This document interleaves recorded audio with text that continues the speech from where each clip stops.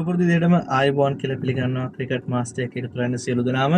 ඉතින් ගොඩක් කාලයකට පස්සේ තමයි වීඩියෝ එකක් අරගෙන ආවේ. අද 2026 ලෝක කුසලානේ T20 ලෝක කුසලානේ දෙවෙනි සෙමි ෆයිනල් එක ඉන්දියාවත් එංගලන්තයත් අතර. ඉතින් මේ තරඟය මම නම් හිතන්නේ ගොඩක් වෙලාට එංගලන්තය ජයග්‍රහණය කරයි. මොකද හෝම් කන්ඩිෂන් වල මෙච්චර කාලයකට කිසිම කණ්ඩායමක් ලෝක කුසලානේ ජයග්‍රහණය කරලා නැහැ. අපිට මතක ආසන්නම සිද්ධිය 2012 ශ්‍රී ලංකාව ඒත් ෆයිනල් එකේදී පෙරදුනා.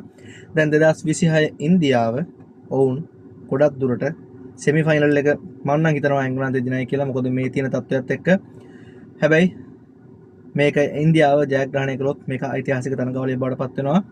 හෝම් ග්‍රවුන්ඩ් එකක් හෝම් කන්ඩිෂන් වල හෝම් කණ්ඩායම සත්කාරක කණ්ඩායම තරඟාවලිය ජයග්‍රහණය කළා කියන එක.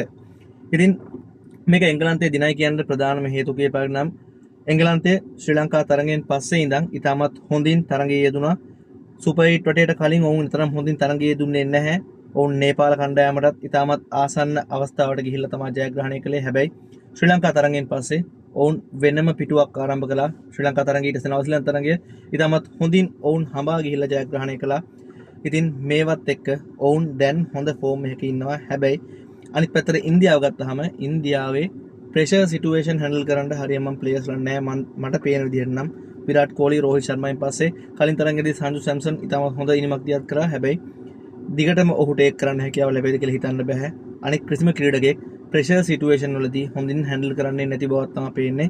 හොඳම උදාහරණේ මේ තරඟාවලිය පුරාම ඇමරිකා එක්සත් ජනපදයේ සමග තරඟයේදී පවා ඔවුන් අසීරුවෙන් තමයි මේ තරඟය ජයග්‍රහණය කළේ. ඉතින් මේකත් එක්ක මේ ක්‍රීඩාංගණයේදී Tamanගේ ප්‍රේක්ෂකයන් විශාල පිරිසක් මැද ඒ ප්‍රෙෂර් එකත් එක්ක ඔවුන් තමයි දැන් මේකේ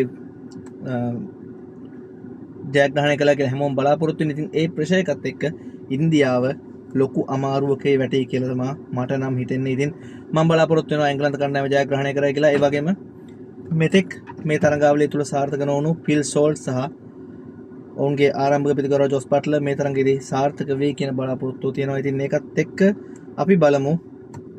මගේ මතය නම් එංගලන්තය මේ තරඟය ජයග්‍රහණය කළා. ඉතින් අපි මේ තරඟයෙන් පස්සෙත් හමු වෙමු. තරඟයෙන් පස්සෙත් මේ ගැන කතා කරමු.